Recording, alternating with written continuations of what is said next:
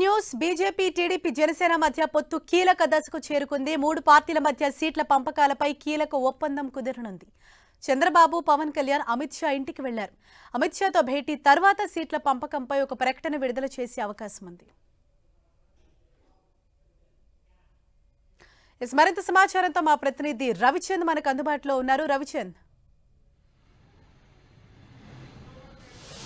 హరీష్, మరి కాసేపట్లో ఢిల్లీలో అధికారిక ప్రకటన విడుదల కాబోతుంది. టీడీపీ అధినేత చంద్రబాబు, పవన్ కళ్యాణ్, అదేవిధంగా బీజేపీ అగ్రనేతల సమక్షంలో ఎన్డీఏలో టీడీపీలో చేరబోతుంది.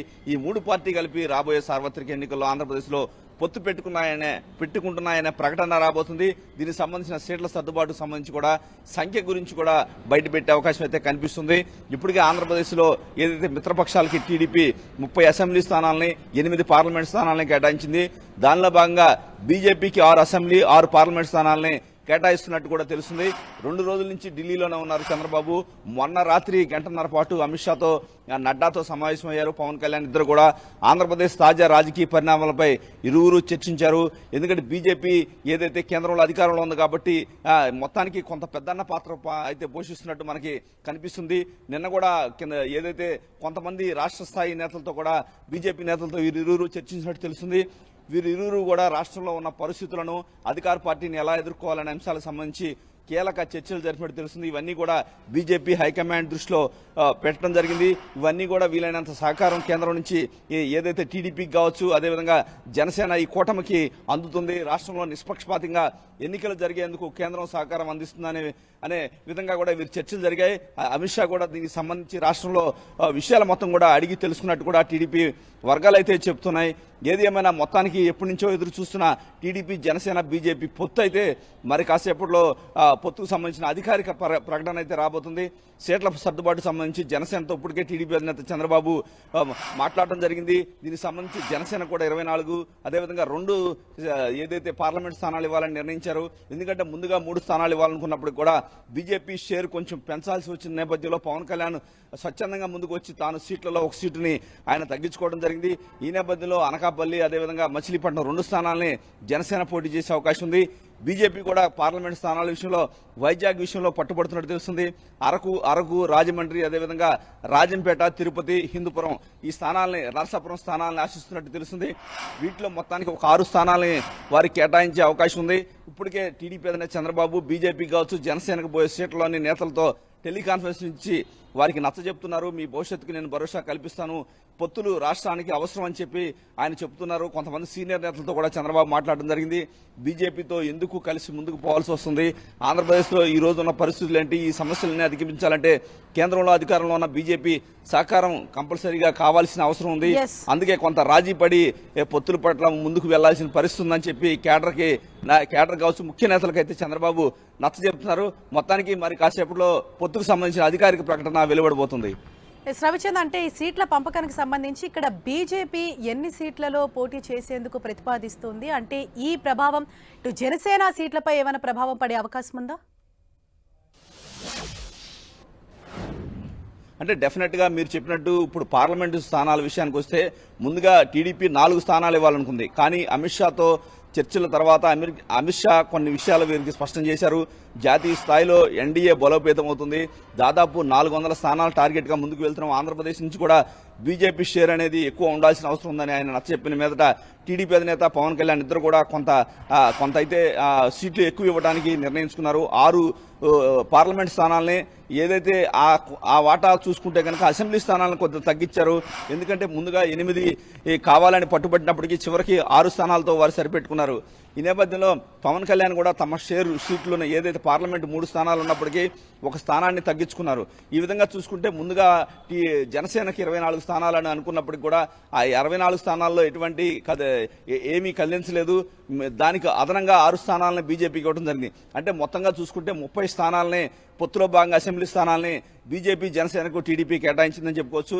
8 పార్లమెంటు స్థానాలని కేటాయించింది. ఇప్పుడు వరకైతే దీనికి సంబంధించి తర్వాత ఏ సీట్లు ఎప్పుడు ఎక్కడ ఎవరు పోటీ చేస్తారనే అంశానికి సంబంధించి ఆంధ్రప్రదేశ్ రాష్ట్రంలో కీలక చర్చలు రాబోయే రోజుల్లో జరిగే అవకాశం ఉంది. ప్రస్తుతానికైతే పొత్తు ప్రకటన, సీట్ల ప్రకటన జరిగే అవకాశం ఉంది. ఏ సీట్లు ఎవరు పోటీ చేస్తారో, అభ్యర్థులు ఎవరు అనేది ఆంధ్రప్రదేశ్లో చర్చలను బట్టి తర్వాత తెలిసే అవకాశం ఉంది. రవిచంద్, ఇక్కడ బీజేపీ అడుగుతున్న కొన్ని సీట్లకు టీడీపీ కూడా కొంత సుముఖంగా లేదు. అంటే ఇటు టీడీపీ జనసేన మధ్య కొంత క్లారిటీ వచ్చినప్పటికీ కూడా బీజేపీ ఎక్కువ స్థానాలను ఆశిస్తోంది. మరి దీనిపైన అంటే ఎటువంటి ఈక్వేషన్స్ చోటు చేసుకోబోతున్నాయి? అంటే రెండు పార్టీలోనూ మార్పులు చేర్పులు ఉండబోతున్నాయా?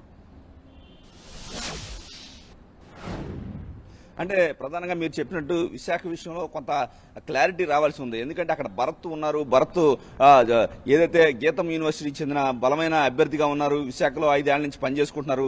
గత ఎన్నికల్లో కూడా కేవలం కొద్ది స్వల్ప ఓట్ల తేడాతో ఆయన ఓటమి చెందారు. అప్పటి నుంచి కూడా ఆయన పార్లమెంట్ నియోజకవర్గ పరిధిలో విస్తృతంగా పర్యటిస్తూ పనిచేస్తున్నారు. ఈ నేపథ్యంలో ఇదే సీటు కావాలని బీజేపీ కూడా పట్టుబడుతుంది. ఎందుకంటే సీఎం రమేష్ కావచ్చు, జీవీఎల్ నరసింహారావు ఇద్దరు కూడా ప్రస్తుతం రాజ్యసభ సభ్యులుగా ఉన్నారు. ఏప్రిల్లో రిటైర్ అవబోతున్నారు. వారు కూడా ఈ సీటు కావాల్సిందేనని పట్టుబడుతున్నారు. ఇక్కడ కొంత కాంప్లికేషన్ వచ్చే అవకాశం ఉంది. అదేవిధంగా రాజమండ్రి టీడీపీకి చాలా బలమైన సీట్ అని చెప్పవచ్చు. కానీ బీజేపీ రాష్ట్ర అధ్యక్షురాలు పురంధేశ్వరి ఆ సీటు కావాలని కోరుతున్నారు. కానీ టీడీపీలో ఒక ఏదైతే డ్యామ్ షూర్ గా గెలిచే సీట్లలో రాజమండ్రి ఒకటి. అందుకని ఏదైతే బొడ్డు వెంకటరమణ చౌదరి అక్కడ స్థానికంగా ఉన్న ఒక నేత ఆశిస్తున్నారు. అదేవిధంగా చూసుకుంటే కనుక అక్కడ ఇంకా ఒక ఎన్ఆర్ఐ కూడా సీటును ఆశిస్తున్నారు. సీనియర్ నేత ఖమ్మంపాటి రామ్మోహన్ కూడా ఆ రాజమండ్రి స్థానాన్ని ఆశిస్తున్నారు. ఈ విధంగా చూసుకుంటే సుజనా చౌదరి కూడా విజయవాడపై ఆసక్తి చూపుతున్నారని ప్రచారం జరుగుతుంది. అదేవిధంగా రాజంపేటలో కిరణ్ కుమార్ రెడ్డి ఆశిస్తున్నారు. ముఖ్యంగా హిందూపూర్ అనేది కొంత ఇబ్బందికరమైన పరిస్థితి ఉంటుంది. ఎందుకంటే టీడీపీకి చాలా బలమైన స్థానం అని చెప్పుకోవచ్చు. అక్కడ పార్థసారథి కావచ్చు, లేదా వేరే వ్యక్తిని టీడీపీ తరఫున పెట్టాలనుకున్నప్పటికీ కూడా ఏదైతే మాజీ ఎమ్మెల్యే కిష్టప్ప కూడా ఉన్నారు అక్కడ. వీరిని పెట్టాలని అనుకున్నప్పుడు కూడా ఆ స్థానాన్ని బీజేపీ సత్యకుమార్ అనే నేత ఆశిస్తున్నారు. సత్యకుమార్ కూడా జాతీయ స్థాయిలో కొంచెం పట్టున్న నేత కాబట్టి ఆ స్థానం ఇవ్వాల్సిన పరిస్థితి వస్తే కొంత టీడీపీకి ఇబ్బంది అని చెప్పుకోవచ్చు. ఈ విధంగా తిరుపతి కూడా పనబాక లక్ష్మి ఉన్నారు, మాజీ కేంద్ర మంత్రి, టీడీపీ తరఫున ఆమె కూడా ఆశిస్తూ ఉన్నారు. అదే రాజంపేటలో కూడా గంటా నరహరి, అదేవిధంగా సుబ్రహ్మణ్యం అనే స్థానిక నేత ఉన్నారు. వీరంతా కూడా టీడీపీ తరఫున సీట్లను ఆశిస్తున్నారు. నరసాపురం, ముఖ్యంగా నరసాపురంలో రఘురామకృష్ణరాజుకి అయితే ఏ పార్టీ తరఫున అభ్యర్థి అతనే అని ఉంది. ఏ పార్టీ నుంచి కూడా ఎవరు అక్కడ సీట్ అయితే అడగట్లేదు. దానికి ఇబ్బంది లేదు. అరకు కూడా కొంత ఇబ్బంది, కొత్తపల్లి గీత ఉన్నారు. అక్కడ కూడా టీడీపీ నుంచి పెద్ద ఎవరై అడిగే పరిస్థితి అయితే కనిపించలేదు. ఈ నేపథ్యంలో 4 స్థానాల్లో మాత్రం టీడీపీ నుంచి గట్టి పోటీ ఉంటుంది. వారు కూడా తమ సీట్ను వదులుకోవడానికి ఇష్టపడకపోవచ్చు. కానీ టీడీపీ అధినేత విశాల ప్రయోజనాల దృష్ట్యా కేడర్ అంతా కావచ్చు, ఆ నేతలంతా కూడా కొంత సహకరించాల్సిన అవసరం ఉందని ఇప్పటికే విజ్ఞప్తి చేశారు. ఈ నేపథ్యంలో విశాఖ విషయంలో మాత్రం టీడీపీ అధినేత గట్టి పట్టుబట్టే అవకాశం ఉంది. ఎందుకంటే భరత్ చాలా రోజుల నుంచి కష్టపడి పనిచేస్తున్నారనే ఫీలింగ్ పార్టీలో ఉంది. అదే రాజమండ్రి స్థానాన్ని మాత్రం, ఎందుకంటే రాష్ట్ర అధ్యక్షురాలు కాబట్టి ఆమెకు వదలని పరిస్థితి అయితే కనిపిస్తుంది. అదేవిధంగా బీజేపీ జాతీయ సెక్రటరీగా పనిచేశారు. ఒరిస్సాకి, అదేవిధంగా జార్ఖండ్ ఇన్ఛార్జిగా కూడా పనిచేశారు. 2014 నుంచి చాలా కష్టపడి పనిచేస్తున్నారని ఏదైతే బీజేపీలో ఉందో అందువల్ల పురంధేశ్వరికి ఖచ్చితంగా ఇవ్వాల్సిన పరిస్థితి అయితే రాజమండ్రి సీటు మనకైతే కనిపిస్తుంది. ఈ విధంగా చూసుకుంటే పార్లమెంటు స్థానాల విషయంలో కొంత అయితే టీడీపీకి ఇబ్బంది ఉన్నప్పటికీ చంద్రబాబు అయితే వారికి నచ్చజెప్పి ఒప్పించే అవకాశం అయితే కనిపిస్తుంది. Right, thank you Ravichand.